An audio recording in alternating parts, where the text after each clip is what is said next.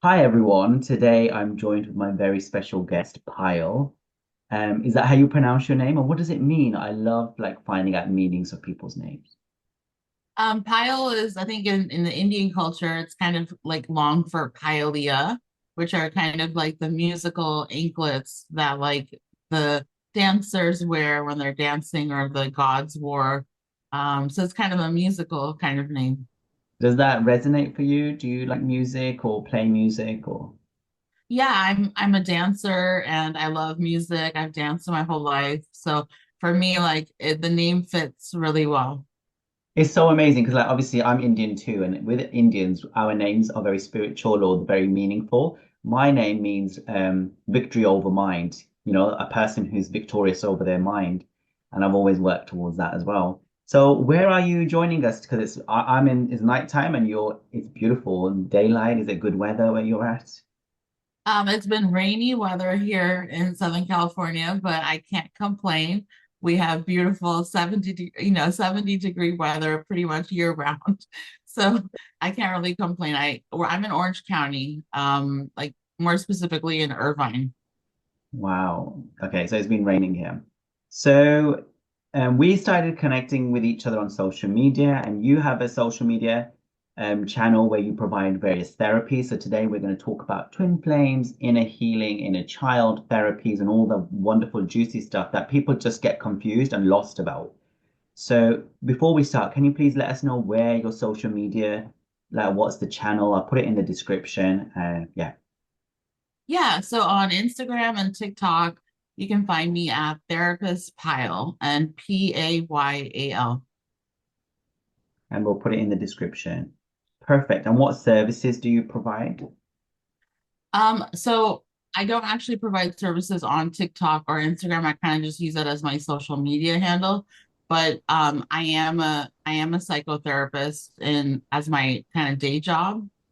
So I do therapy for adults over 18. I do all kinds of individual therapy for like a lot of inner child, inner healing work, forgiveness, like kind of moving on from kind of traumas and stuff. And I do a lot of couples therapy. So This is really good.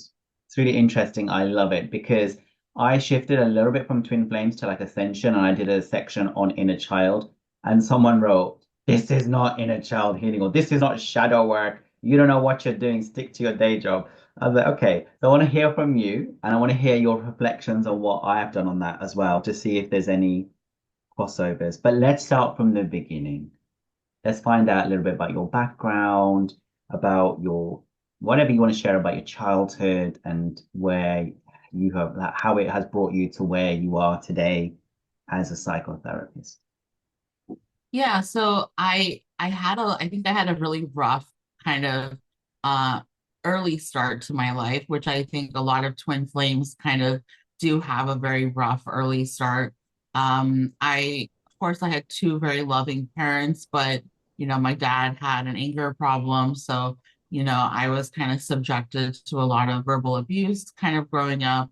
Being a very shy child, I developed a lot of health problems later on in life. I was going to be a medical doctor, but about 2 months shy of finishing, I developed more health problems. So it was like every step I turned, I just couldn't achieve success in like every little thing I did. So it was like it kind of felt like my life was turning into like a failure kind of road. Um, and I just didn't think it was going to get better. You want me to share about meeting my husband or Yeah, um, whatever you feel comfortable with. But what you've just talked about your life not working out, I resonate completely. I struggled for a long time as well. And it's almost like the universe pushes you into your purpose by itself, right? So anything more about your childhood? You said you had a rough childhood. Like what pushed you towards doing like psychotherapy? Was it like your pursuit of doing your own inner work that took you down that road? Before we get into husbands and twin flames. okay.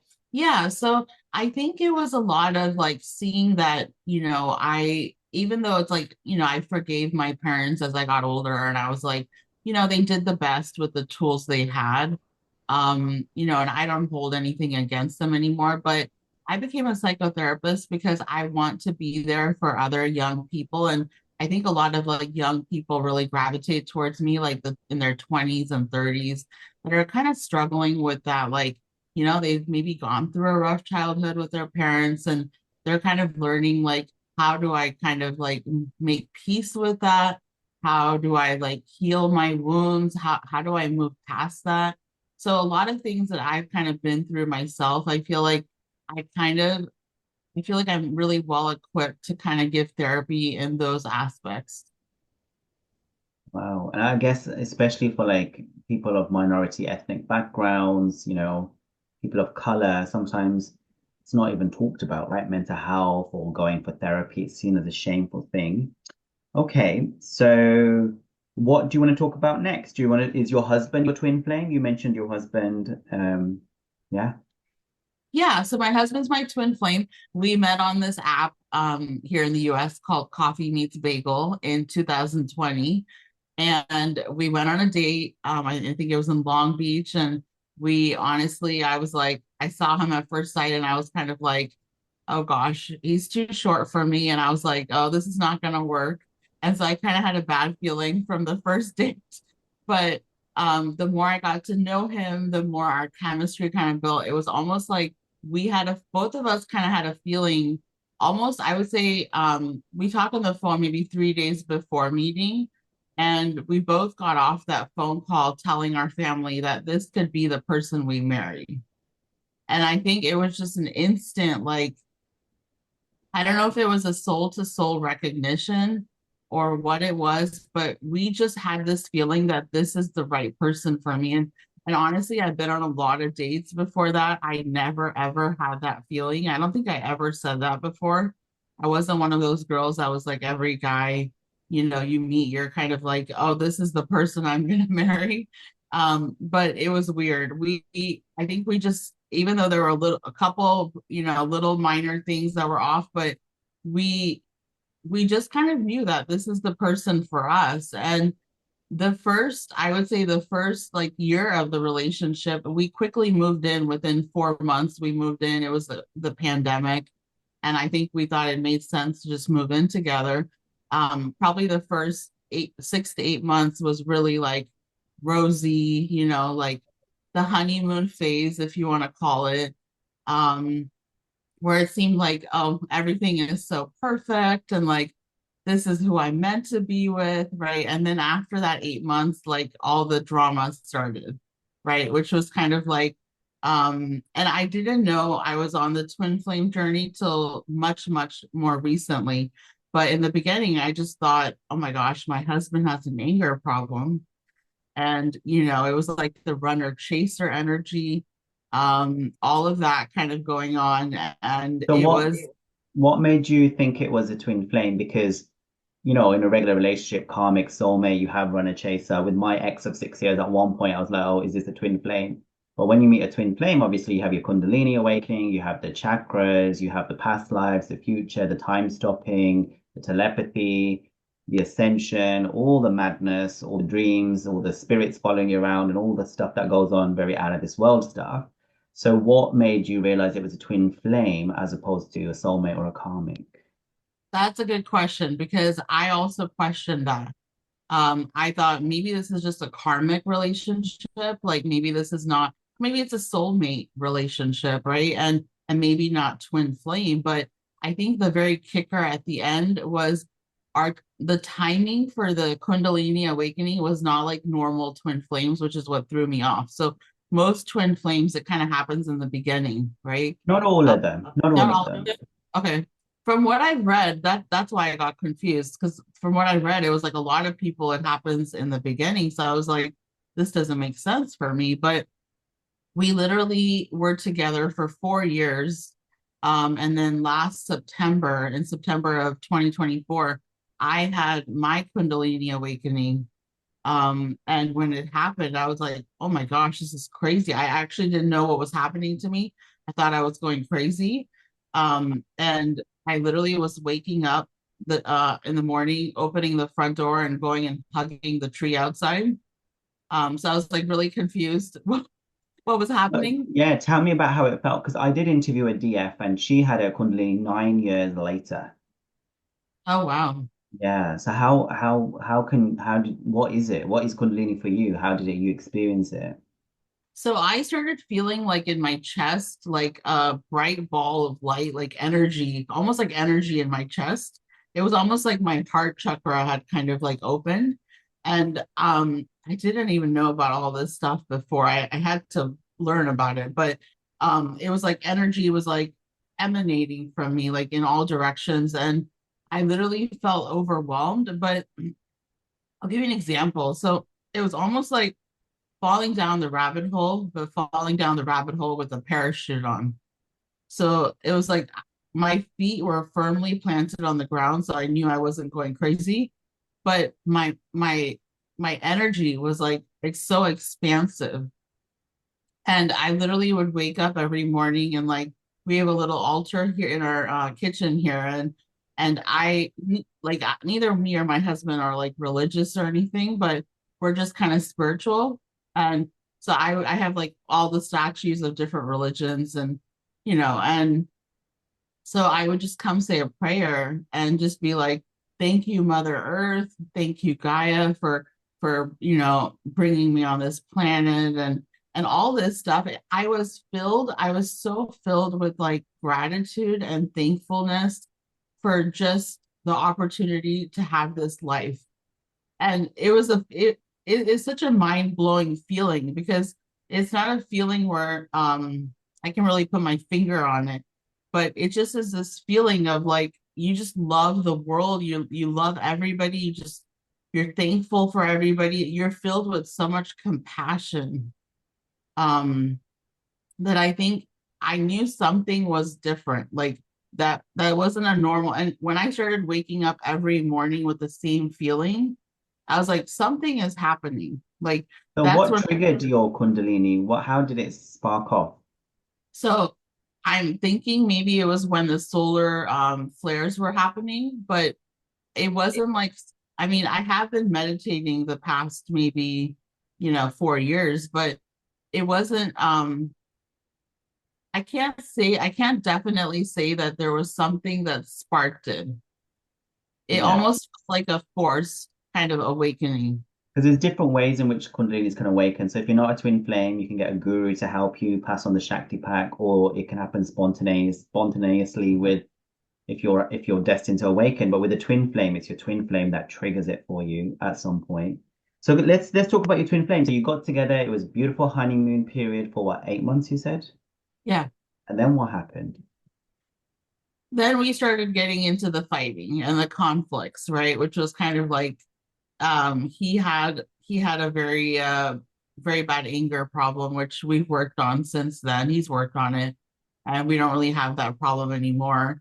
He went to anger management and therapy, and we did couples therapy and all of that together since then.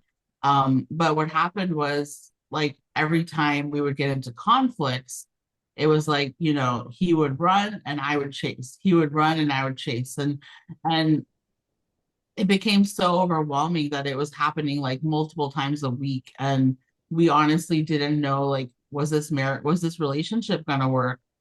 Should we get married? And I think we decided to get married. But the funny thing in our twin flame thing is we never fully separated. We never fully separated from each other. We do have that telepathic connection with each other where I think we had it from the beginning, which was we say the same things at the same times, we think the same things at the same times. I'll be thinking something and he'll be like, "Oh my gosh, you're in my head." Like it's like we're very connected like in our minds, I think. Yeah. And then so basically you're triggering each other. Were you having ego deaths whilst you were doing that with each other? Were you like, what was happening? So I think for us, I had done a lot of my inner work before I even met him. So it wasn't as much of the ego deaths for me, but I think for him it was. Yeah. I did a little bit of the healing after I met him, but the majority of my like inner work was done kind of before meeting him. Um, And then what happened after? So basically, he went to anger management. You still got married. You didn't fully separate, and then that's 4 years, 5 years now it's been. So last July it was 4 years. And things are good now, and things are resolved, or still triggers. So I feel like we were at a point for a couple of years where it was like the triggering was happening almost like, once or twice a week. It was like really intense. He got help. We worked on couples therapy together, and he continually is, both of us meditate now. Both of us, we work on journaling and stuff like that. We work on things together. And I would say the conflicts have kind of lessened to maybe like once a month kind of thing, where they're not happening as frequently. I would say it still happens every one, like maybe every other month or once a month, or it does happen every now and then. It's not completely ironed out, but it's much better. I would say we're Is both it in a good place. is it different to any other soulmate karmic situations you've been in? I think the main thing is if I hadn't gone through a Kundalini awakening and we didn't have that telepathic connection, and the fact, oh, I forgot it, I left something out. So we also mirror each other's triggers. So that was the thing that was also a big thing was my dad did that to me with the anger thing, right? And my husband was doing the same thing to me. So it was very triggering for me. And I think I raised my voice. And for him, his parents used to raise their voice at him. So it was like we would kind of trigger each other in like similar ways.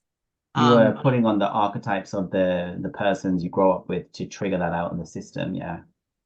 That's interesting. So basically, that's the journey so far. But I want to talk very much about, you said like all the therapy you did beforehand, and then obviously the services you provide. Like, can we talk about like the best therapies and what worked for you?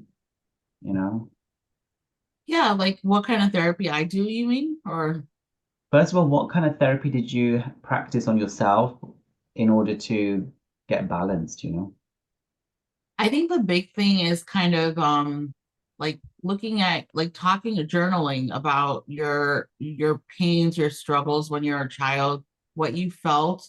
Like let's say I know I was bullied as a child, so I could say the pain I felt of being bullied, of being felt like I was isolated from the world. Like I used to go eat lunch in the girls' bathroom a lot of times at school because I was so bullied. And writing about that in my journal and then being the parent to my child self that I didn't have when I was a child. So like, telling myself, oh, like you're gonna be okay, like things are gonna get better for you, like this isn't the way it's always gonna be, or it doesn't matter what they think of you, or all those things that maybe I didn't get as a child. So like kind of reparenting yourself and showing yourself the love and like the all the love that like maybe you didn't get. And then can we talk a little bit? So is that the inner child work, maybe the journaling? How do you reparent yourself? Honestly, I don't think it's something that happens overnight. Kind of repairing yourself. It takes steps, right? It takes steps of examining number one, your inner child wounds. Number two, like forgiving people. Forgiving the people that wronged you. Because the more we kind of, right, they kind of say like the more you kind of hold on to resentment against someone, it's kind of like drinking the poison and expecting the other person to die, right? So it's kind of like forgiveness is a huge step in the piece. And then working on like your self-confidence piece, working on developing your self-love for yourself. So it's almost like a couple step process of kind of coming into like who you are and like the greatest. For me, I really like therapy a lot and I like practicing therapy. I feel like I try to make people achieve the greatest, reach their greatest purpose in life. I do like motivational coaching and that kind of thing too. So I really believe that like sometimes people are just in the jungle and they need to like get through the bushes to kind of get out into the sunlight to like find their purpose in life. If someone's never done inner work, like what, like you're a psychotherapist, aren't you? So how does your session normally like go in the different sessions? You meet your client, like if in case of some of the people watching want to like book a session with you as well. But what is the process of like inner work? How does that work for anyone with you? So I think it takes developing first like a rapport with your therapist. You have to feel comfortable with your therapist that you can share your personal struggles. And then once you kind of feel comfortable, just talking. Sometimes it just involves just talking about like what pain you went through, what people wronged you with, what you feel was done unfairly to you.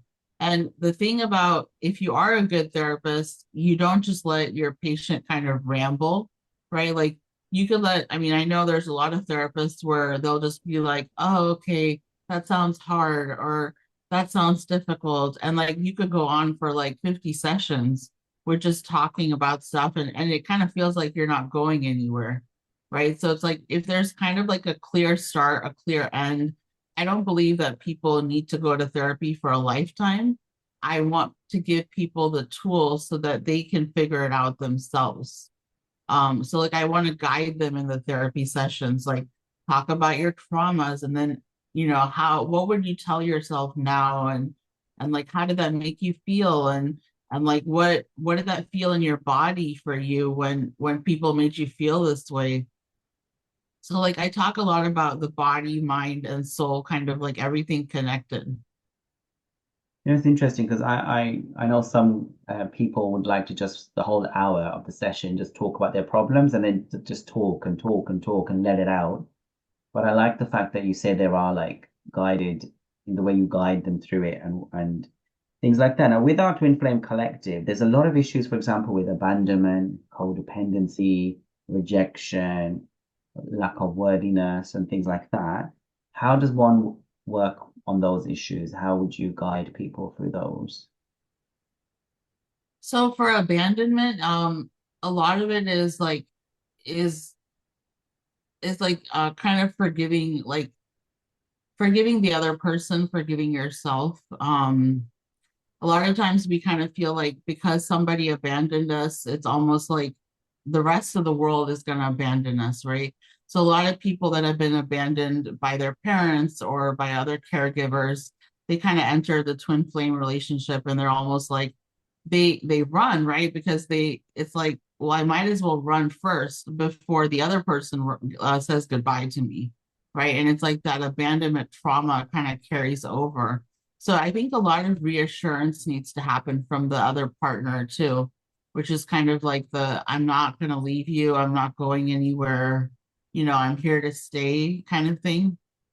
I think for us it was hard because there's probably points in our relationship where we probably could have separated, but I think what happened is we're Indian, and when we're in a relationship and we're living together, and once you get married, and you know how it works in an Indian Don't relationship. give up.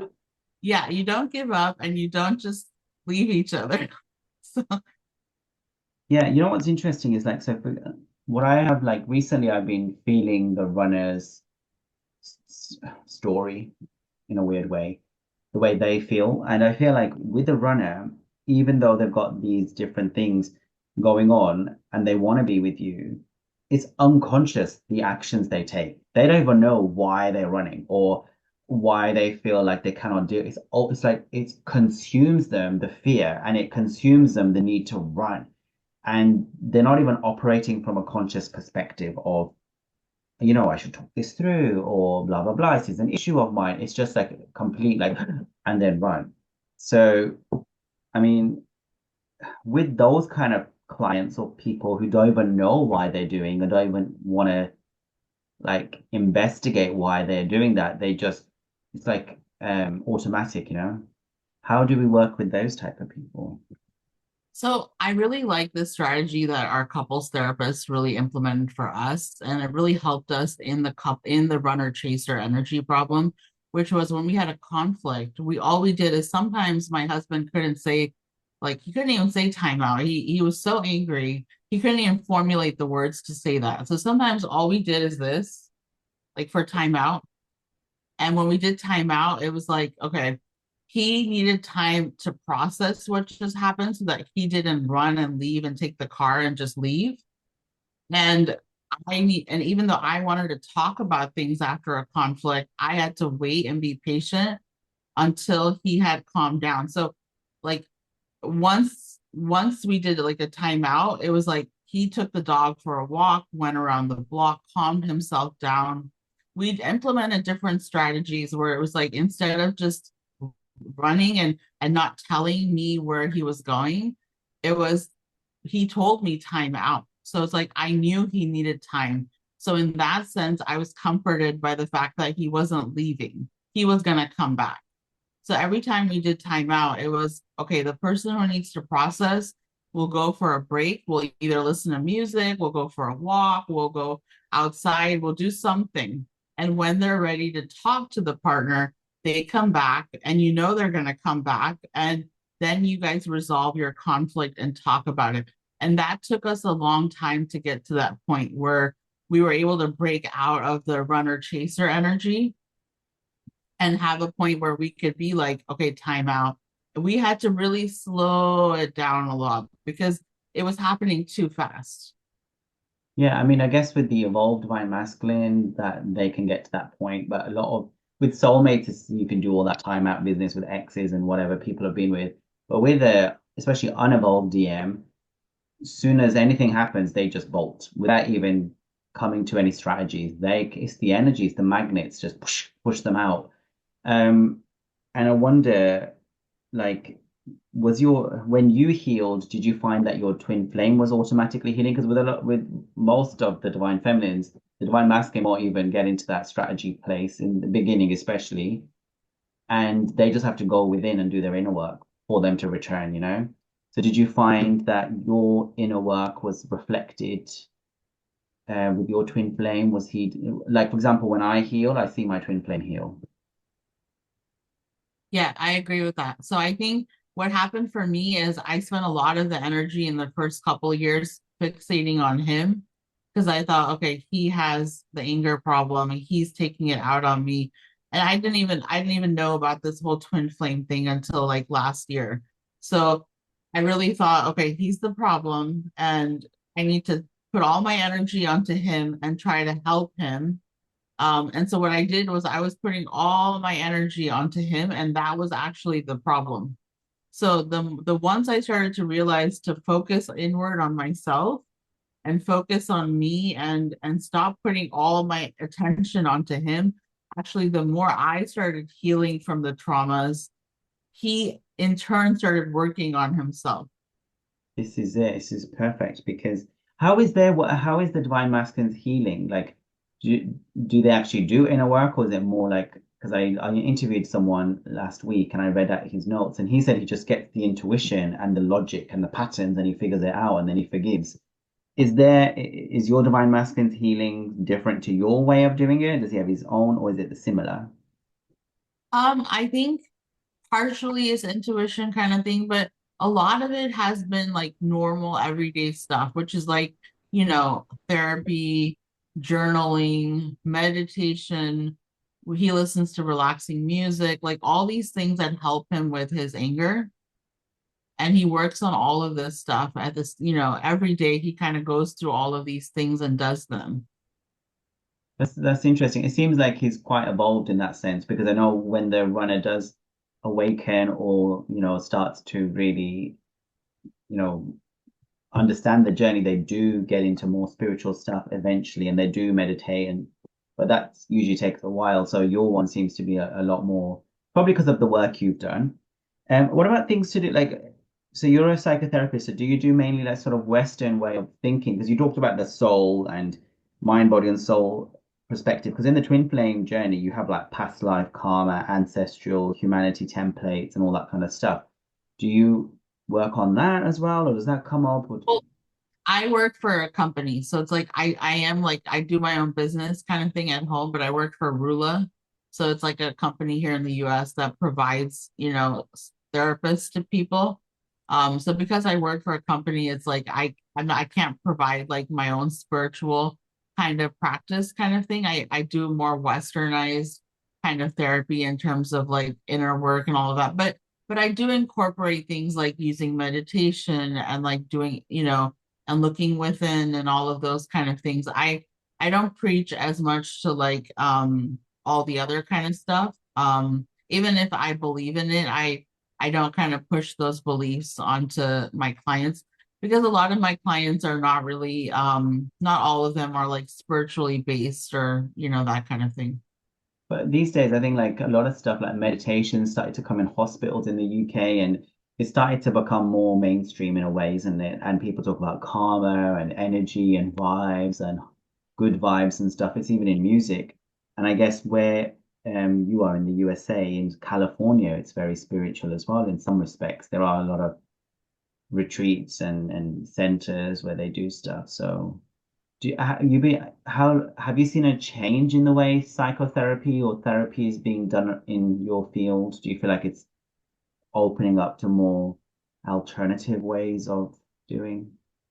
Yeah, I mean, of course, with like mindfulness, meditation, and like you said, like people are using words like karma and like, energy, and like my energy feels high today, they'll say, or they'll be like, my energy feels convoluted today. And like, they use terms like that. I think they're kind of really like touching the surface for a lot of these topics.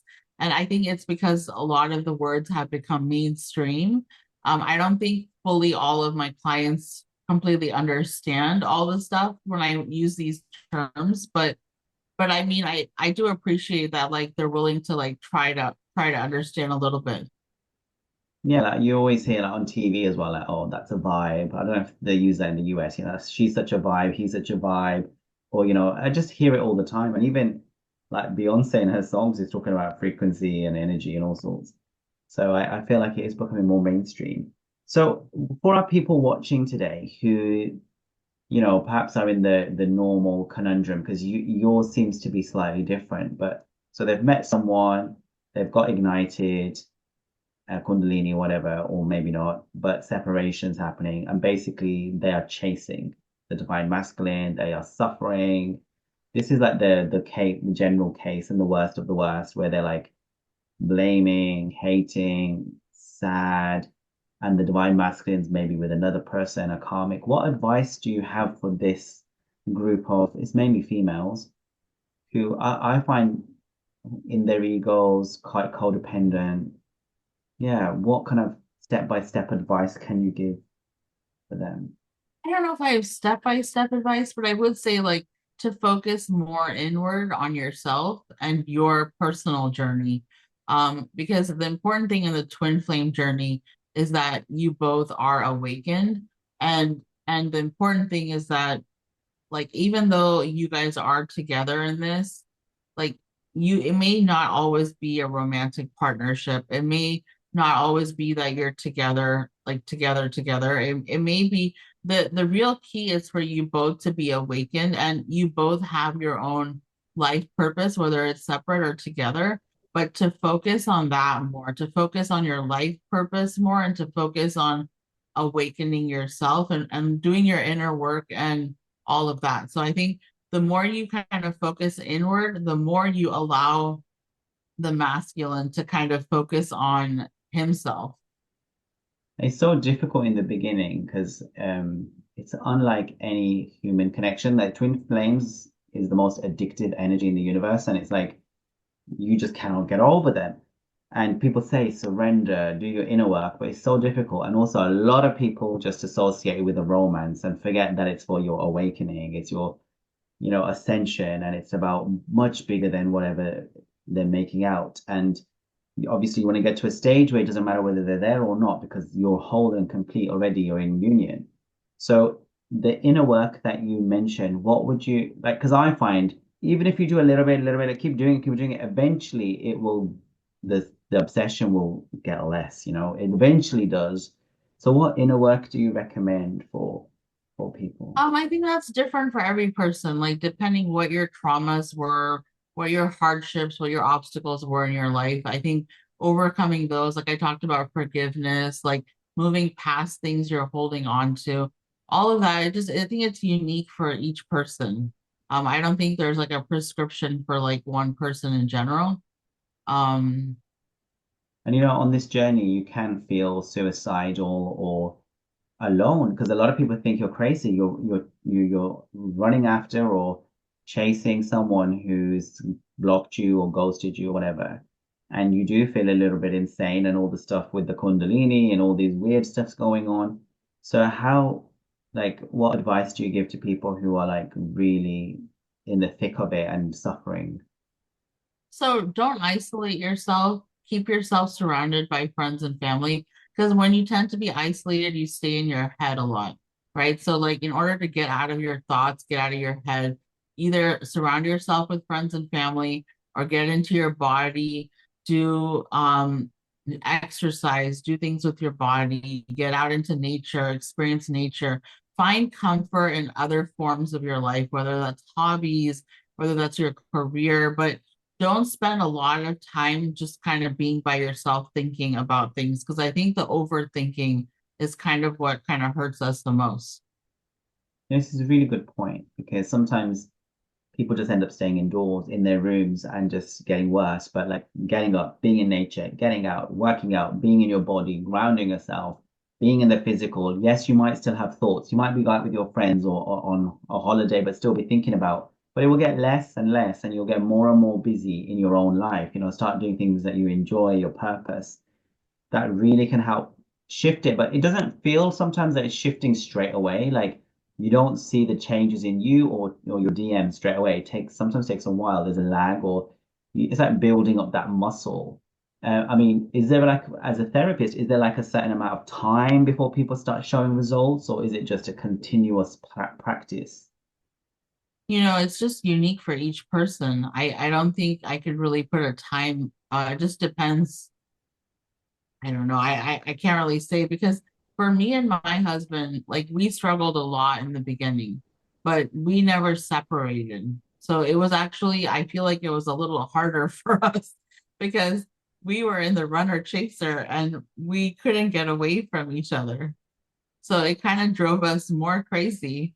And in the beginning, of course, he hadn't done the inner child work. He hadn't done the therapy. He didn't believe in all those things in the beginning. So it was very hard, I think, in the beginning. But now, like this coming July, we're coming on 5 years together.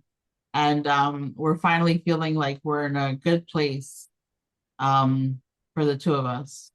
The How one, did the you one, sorry, I'm sorry to no, interrupt you. no, The one finish. thing I'm waiting for is I'm waiting for him to come into awakening.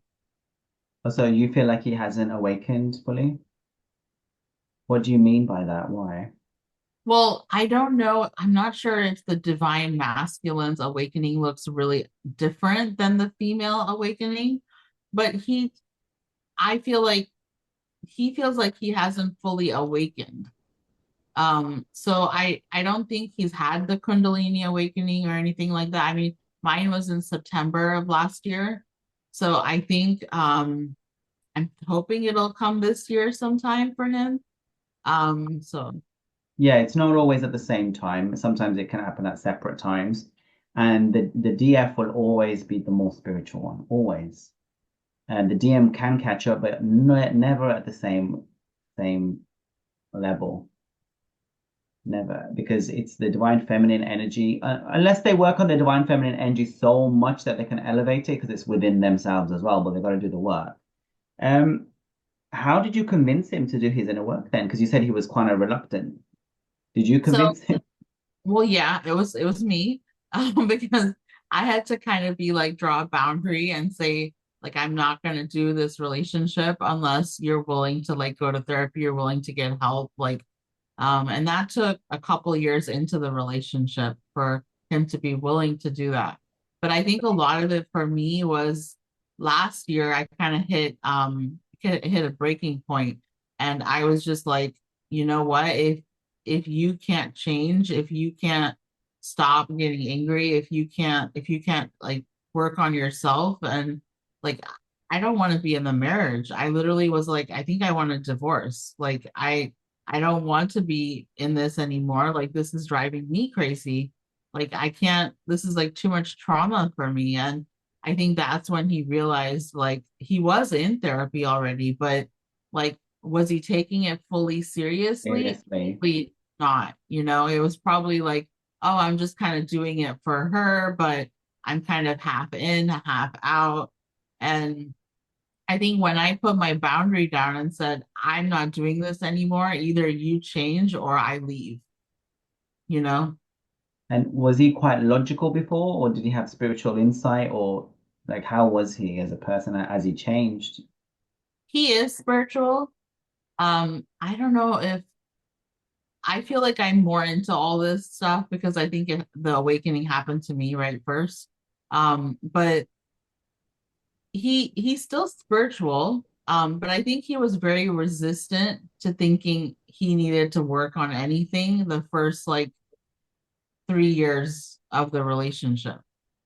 So I have some DFs who are at the moment living with their DM, and some of them have said that they're getting like intense feelings in their chakras when they're with them, or like they're feeling like they want to run away as well, or the energy is too high. So how is it when you're living with your divine masculine during this process? What physical, bodily, emotional issues do you face? Um, it was a lot of crying, a lot for me on my end. It was a lot of crying, a lot of like getting upset, getting angry, like a lot of like sometimes where I felt like little things would happen and it would turn into big fights or big conflicts and I was so confused like but it was almost like we kept triggering each other so much that it was like little things would trigger each of us and it would turn into huge things. Yeah, like the smallest thing would drive you insane. And with a regular person, a regular soulmate, it's not a big deal. But with a twin flame, it seems to be the end of the world, doesn't it? It seems to irritate you so much. That smallest thing that you just want to strangle Yeah. them a little bit feels. Okay. Are there any sort of other advice or tips before we like close off today with regards to perhaps what the collective are going through? They say the DMs this year are going through a lot of healing and awakening. And is there anything that you want to motivate people on and how to continue and not give up? Because some people really do give up, like feel like they're giving up. So I this is kind of a really random thing to say, but I will say since my awakening, I felt like TikTok was a really big support for me. And I don't know why. And I feel like I found a lot of knowledge about twin flames and divine masculine, divine feminine, spiritual awakening, like a lot of knowledge that I didn't know anything about. It has been a great comfort to me. So I will say, like on social media, like you can find a lot of support on all these things if you kind of feel like you're doing it alone. And there's a lot of like misinformation, or I don't know, so many different types of things. Because a lot of people confuse twin flames with karmics, or limerence, or soulmates, high level soul. There's so many different categories, right? And then there's information out there. Like I saw something the other day where the girl's like, if you don't have minimum, every time your twin flame comes in, they will go away for exactly 3 months, and then they will come back in, and it will always be 3 months. That's how you know it's a twin flame. I'm like, okay. Yeah, I think the problem is if somebody has gone through the twin flame thing, they almost preach on social media their advice, but it's based on only their experience. So it's Yeah, like twin flames can't be put in a box, right? Every single person has a different experience. yeah. There are similarities, but if you try to say that it has to be this way and it has to like it just can't be always a certain way. Like I disagree with like when people think it has to be the way my twin flame was, like Yeah, and like the thing with the Kundalini we mentioned, like I knew someone had it 9 years later, and then sometimes it starts off slow. It also depends on how spiritual you are as well. Like some DFs literally had no spiritual insight until they met their DM, so they're learning everything from scratch. Some of us knew a lot before. I know my friend who's a psychic, she, got divorced, and then she found out her twin flame was in the same village as her, and then they didn't really have much separation, but she had done a lot of inner work, and she pushed him away for a couple of months so that he could do his inner work. But they didn't have any separations. They got into union, and it was quite straightforward. So everyone has their own. It depends on how much work you've done in past lives, this life, depends on what you're here to learn. But there is the telltale signs, especially like when you get intimate, where you have the Hieros Gamos, the Tantra, the Kundalini. The intimacy with your twin flame is not human experience, especially for the DF. It's a very out of this world, out of this body, spiritual, shamanic journey experience. But some people don't get that straight away because they have blocks to heal before they even, some people have sexual distortion, sexual traumas.